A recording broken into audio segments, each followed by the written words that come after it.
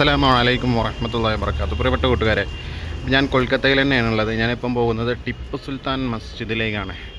കൊൽക്കത്തയിൽ തന്നെ സ്ഥിതി ചെയ്യുന്ന ടിപ്പു സുൽത്താൻ്റെ മകൻ ഉണ്ടാക്കിയൊരു പള്ളിയാണ് ടിപ്പു സുൽത്താൻ മസ്ജിദ് എന്നത്. ഇവിടെ ചരിത്ര പ്രാധാന്യമുള്ളൊരു സ്ഥലമാണ്, പള്ളിയാണ്. അപ്പോൾ അതുകൊണ്ട് അത് നിങ്ങളിലേക്ക് എത്തിക്കുക എന്ന ഉദ്ദേശത്തോടു കൂടിയാണ് നമ്മൾ ഈ വീഡിയോ ചെയ്യുന്നത്.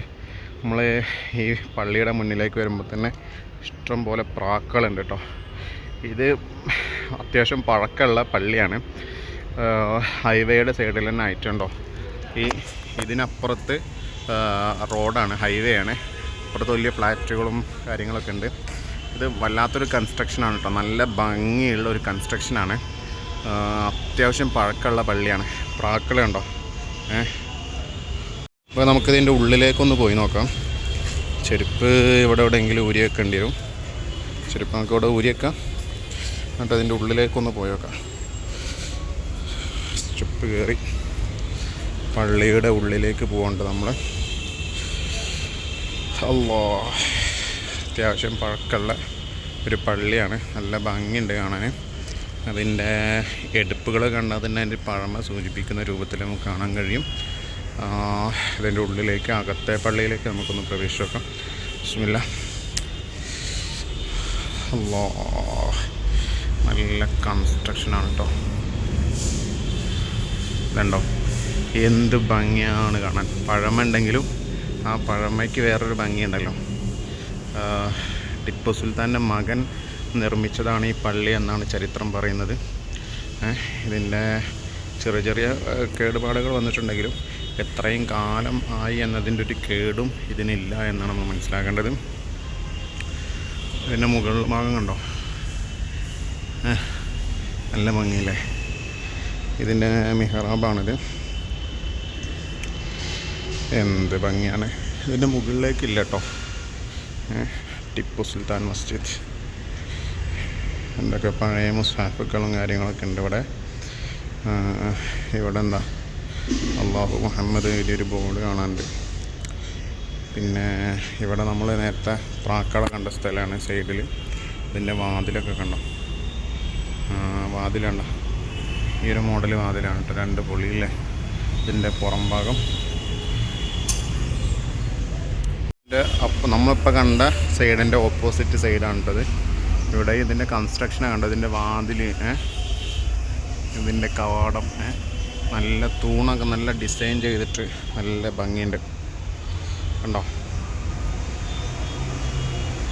പിന്നെ അതങ്ങോട്ട് പുറത്തേക്കുള്ള വഴിയാണ് കേട്ടോ.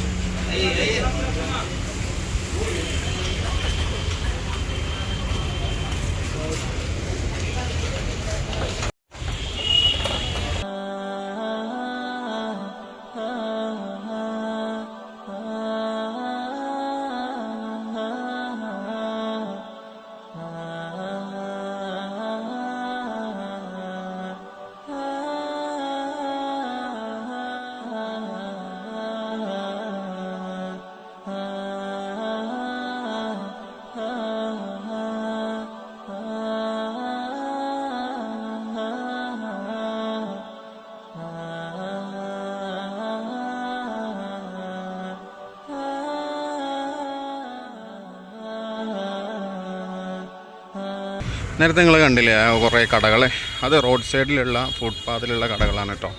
ഒരു സൈഡിൽ റൈറ്റ് സൈഡിൽ ലോക്കൽ സാധനങ്ങളും കുറഞ്ഞ വിലക്ക് സാധനങ്ങളും, ലെഫ്റ്റ് സൈഡിലാണെങ്കിൽ അതിൻ്റെ ബ്രാൻഡ് സാധനങ്ങളുള്ള കാഴ്ചകളാണ് നമ്മൾ നേരത്തെ കണ്ടത്. ഇപ്പം നമ്മൾ അവിടെ നിന്നൊക്കെ പോകുന്ന ഒരു 3 കിലോമീറ്ററൊക്കെ അപ്പുറത്തി ഇവിടെ കുറേ കാറിൻ്റെ ആക്സസറീസ് സാധനങ്ങളൊക്കെ ഉള്ളൊരു കടയാണ്. ഇപ്പം ബൈക്ക് പൊളിക്കുന്ന സ്ഥലങ്ങൾ, നന്നാക്കുന്ന സ്ഥലങ്ങൾ, നമ്മുടെ വർക്ക്ഷോപ്പുകൾ. അപ്പം നമ്മൾ ഇപ്പം നമ്മുടെ ഓഫീസിൻ്റെ അടുത്തേക്ക് ഇങ്ങനെ എത്തുകയാണ്. ഉച്ചയായി, 2 മണി ആയി, നല്ല വെയിലുണ്ട്, നല്ല ചൂടുണ്ട്. അപ്പം നമ്മൾ ഇന്നിപ്പം ഈ വീഡിയോ ഇവിടെ വെച്ച് അവസാനിപ്പിക്കുകയാണ്. ഇന്ന് നമ്മൾ പ്രധാനമായിട്ടും കണ്ടത് ടിപ്പു സുൽത്താൻ്റെ മസ്ജിദാണ്. അപ്പം ഇൻഷാ അല്ലാഹ് കൊൽക്കത്തയിലെ അടുത്ത വീഡിയോ എന്തായിരിക്കും എന്നാണ് നിങ്ങൾ ആലോചിക്കുന്നുണ്ടാവുക. ഇൻഷാ അല്ലാഹ്